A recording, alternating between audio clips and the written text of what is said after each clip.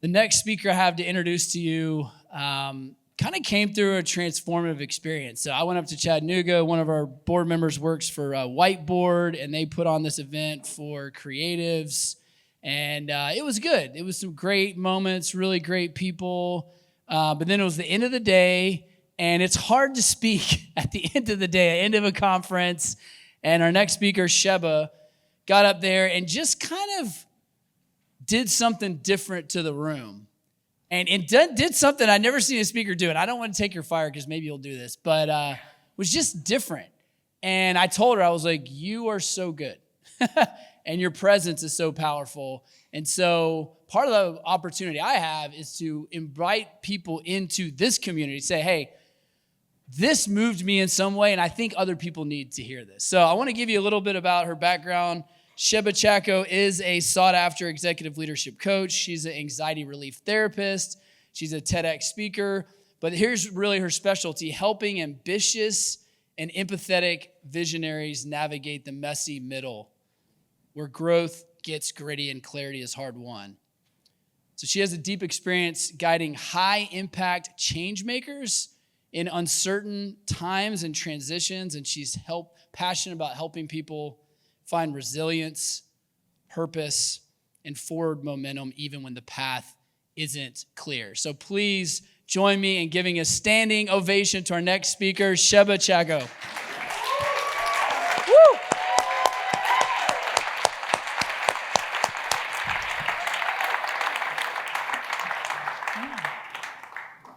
Testing. 1, 2, 3. Can you all hear me? Yes. Check. Is that feedback? Ooh, a little bit. Can we get that fixed? Ooh, it's smoothing out. Yes, the wrinkles are gone. Great.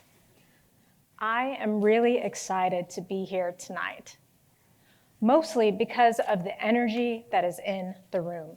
I didn't know what I was going to find here, but it's starting to feel like family. It's starting to feel familiar, not because I had encountered it before, but because, ooh, maybe this is what home feels like. And maybe that is resonating with you all tonight as well. And I actually see some head nodding, so yeah, we've got a ripple effect going here. So as you can tell, I'm gonna slow everything down. Yeah, and you're gonna start to feel the room, you're gonna start to feel the person next to you, and you're gonna start feeling things that you didn't know start to come up to the surface. The other thing that I didn't expect to find besides the feeling of home and family was the through line, because everyone that shared today, I'm about to tie a bow on all of that for us. The title of my talk is The Messy Middle, Where Clarity Awaits. And 2020 might be your anchor point, or there might be another one. I know we have just met, but I want to ask you to do something deeply personal, which is to leave your shoes and to enter mine. I want to invite you into my world, and I'm going to do that by reading this card that has been hanging on my fridge for years. And that's saying something because I'm not a card keeper. This card makes some really bold claims, but I stand with it because it's true for me, it's true for the people that I work with, and it might be true for you as well. But you get to decide after I'm done sharing. If you're comfortable, you can close your eyes while I read, but if you're more of a visual person, tune into that and allow your eyes to float around the room as needed. In fact, for the rest of the talk, I find it less important for you to look at me and more important for you to feel yourself. Okay, so that means if you want to look at your phone, if you want to look away, I know we're trained that we have to give people eye contact. Permission to not have to do that here tonight. All right, well, I'm going to go ahead and get started and read this card. Everyone who ever changed their life or laid claim to their own destiny began by surrendering to 2 words: not this. It's okay if you don't know yet what happens next. You just have to be honest about what your deepest truth is telling you, which is not this. If that is what your body, heart, and soul are trying to tell you, listen. And yes, I am hearing Beyonce in the background. To the song here in my heart. I don't know if you guys know that song. Dreamgirls. Worth looking into. See, Nigel's still on my brain. And with that, if you haven't already, you can open your eyes. I want to talk about why this message matters and how it shaped my journey. I want to start here because real clarity begins with honesty. Being able to admit and name, not this, is often the first spark for bold action. Now, here's my how not being honest led to bold collision. It was 2016. I was in my tiny hatchback Honda Fit. Have you guys seen those kind of rolling around the street? It's a little bug. I was swerving through the back roads of Athens, Tennessee, dangerous. One hand on the steering wheel, the other juggling my Dunkin' coffee, because you're not going to find a Starbucks around there, and phone GPS. No music, just the sound of my thoughts filling up the car until a bump in the road, followed by the spill of scalding coffee all over me. It had been a long day, and it was only 11 a.m. By the chuckles and by some of the faces, I know that you all have had similar moments. And I was trying to clean up the mess while I was driving. Don't do that, please pull over. While all that mayhem was happening, I heard a still, small voice. And it said, ever so quietly, "My heart is sad." Awe was supposed to be the reaction. Aw. Well, no, it was more like, what you guys did is what I did, except I gave myself the side eye, and I said out loud, that was weird. Have you guys ever had those moments where maybe you're driving, you might be in the shower, you might be just looking out the window, and then you're just startled because this random thought just comes across, and you're just like, I don't know what to do with that. It's not actionable. I don't know where it came from. And so you just kind of shrug it off, and you let it go. I thought, no big deal. But now I'm gonna widen the frame for you guys so that you have more context. This was over a decade ago. I was a fairly new therapist at the time, working about 50 to 60 hours a week. I was in community health, and we were constantly understaffed. We were supporting a low-income, high-needs population, and my caseload had anywhere from 50 to 80 people on it at any given time. Adults, teens, children facing some of the most treacherous life circumstances that you can think of. I mean, poverty, illness, substance, injuries, disabilities, trauma, the whole gamut. And that's not all. In my spare time, I was the director and primary speaker for a college ministry. I was working with a team of 5 to 10 people that met weekly, and we ran events bi-weekly for 50 plus rotating students. I should also mention that I was newly married and trying desperately to Tetris our lives together, especially with our opposing schedules, differing values, and a lot of the moving pieces. It was a mess. My heart was sad, but my face kept smiling because I was pushing through, not tuning in. That faint whisper, it would occasionally pop up, and it used to be a subtle, brief notification, ping, but eventually it turned into a full-blown, I'll just call it a panic attack. Sadness turned to irritability.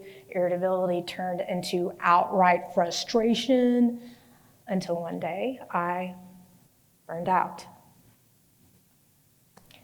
Looking back at that season, swerving roads, juggling roles, ignoring that still small voice, I didn't choose change, it chose me.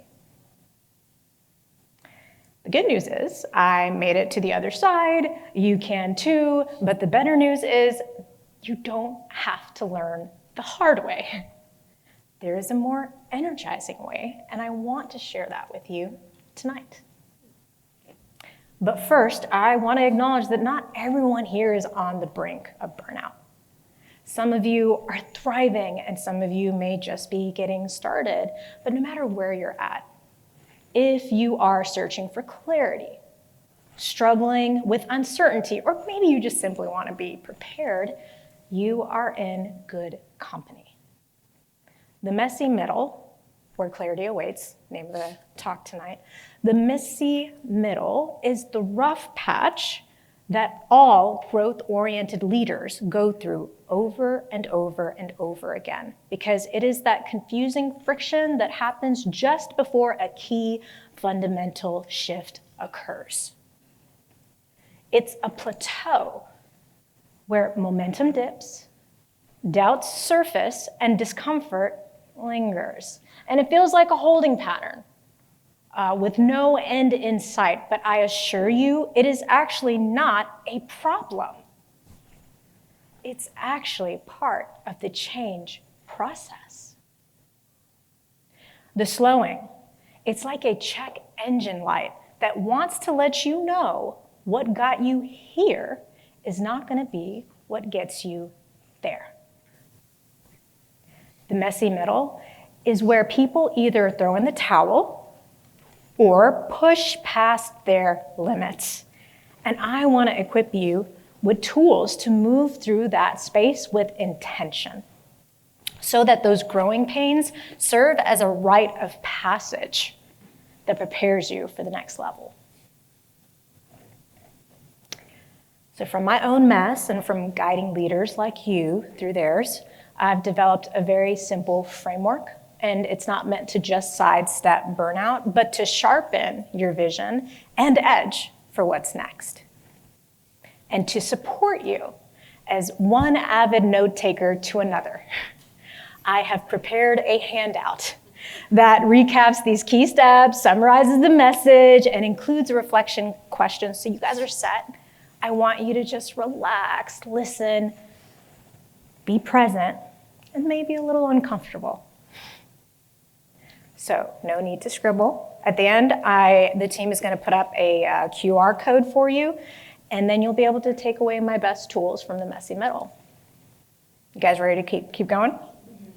Great. Lovely. Wonderful. All right, so here's the framework I wish I had followed. 3 simple but game-changing steps. And I love alliteration, so they're all L's. The first one is listen. Tune in to those quiet whispers that signal you are out of alignment. In my story, my heart kept quietly saying, not this.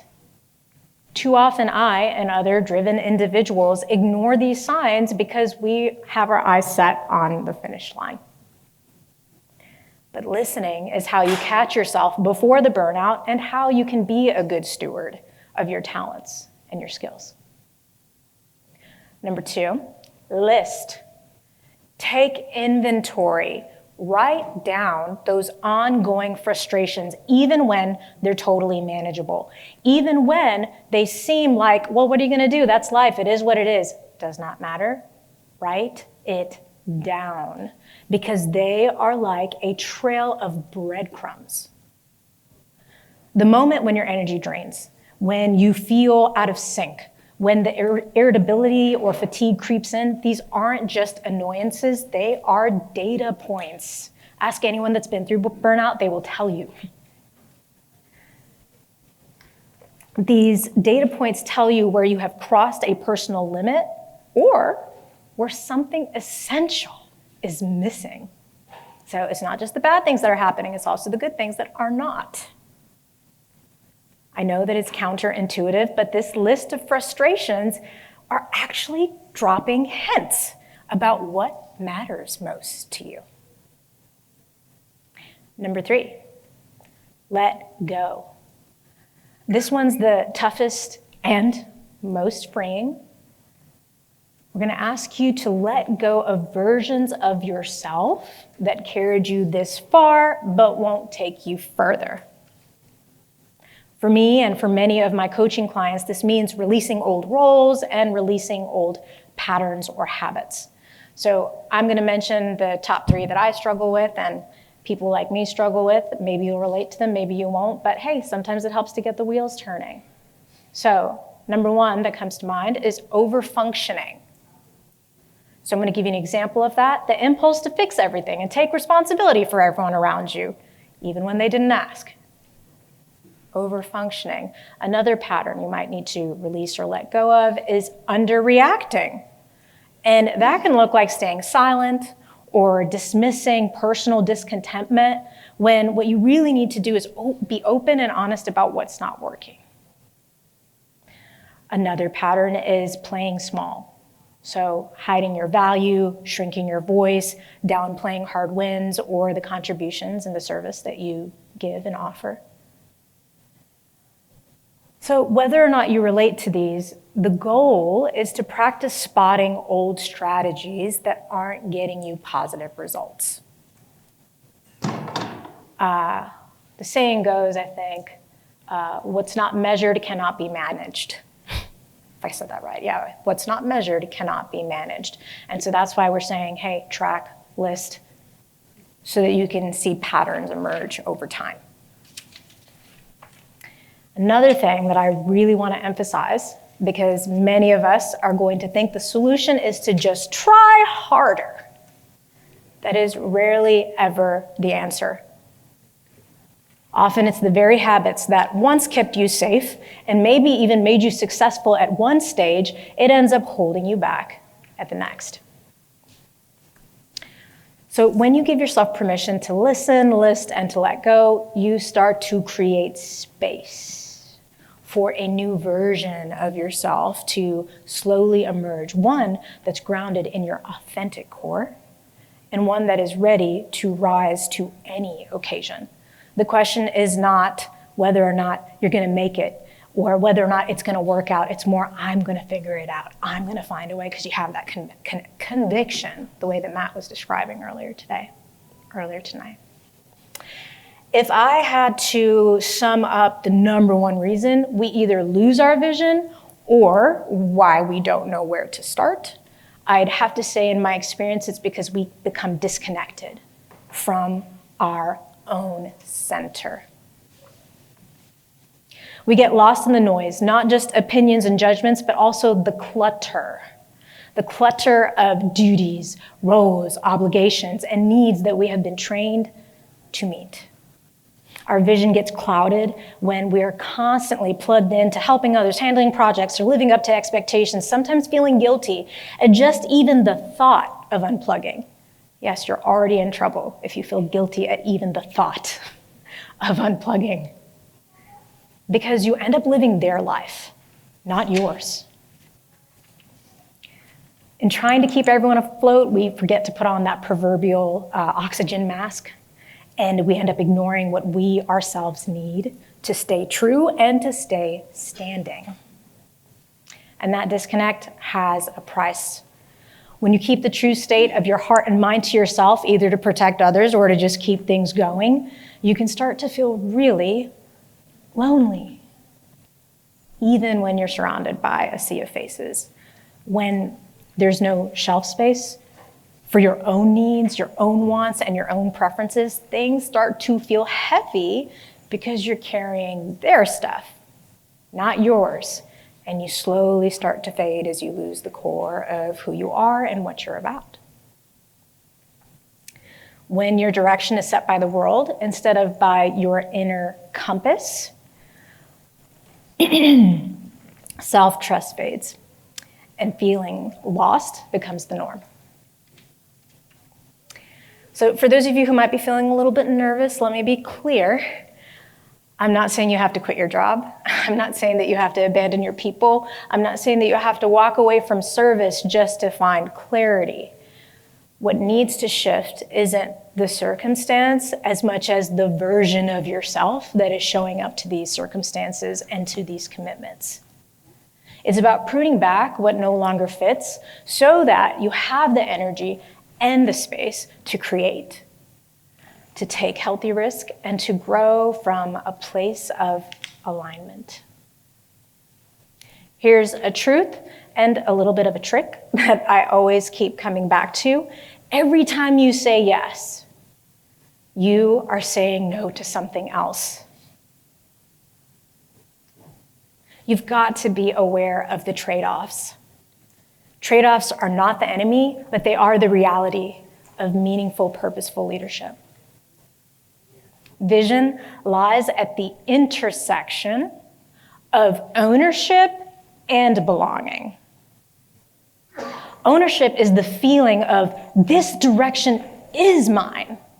Belonging is the feeling of these people are mine. And tonight, you are my people. Real quick, do you guys remember the 5 W's from grade school? Yeah, you want to call them out? Exactly. I knew you were my people. These questions are critical because they help you get to the truth and the heart of the matter. They are the backbone of a really good story and of top-notch journalism. So what better way to help you reconnect with your center than to have you start with these very central questions? And don't worry, I got you. They are on the handout as well.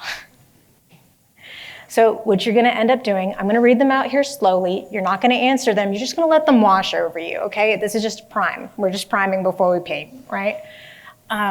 Messy is okay. Don't have to get to the bottom of it. You're gonna, take these home, you're gonna sit with them, and if you're willing, because this is where the magic happens, link up with someone to talk them through with. Because clarity grows in honest conversations with yourself and with others that you can trust. So here are the questions. Who do you want to be? What do you let define you? Where do you want to go? How do you prepare? When do you start? Why does this matter to you? And here's the bonus, which really ties in what Nigel was talking about. Do your answers honor what has shaped you and help build on who and what came before you? That is a great way to test and see if your answers are in alignment with what's most true and most fundamental and essential about your life. And so, as promised, the QR code, please, team. There it is. It should take you to a Google Doc, and if you guys end up having trouble, let the team know. I will find another way to make sure this document gets to you.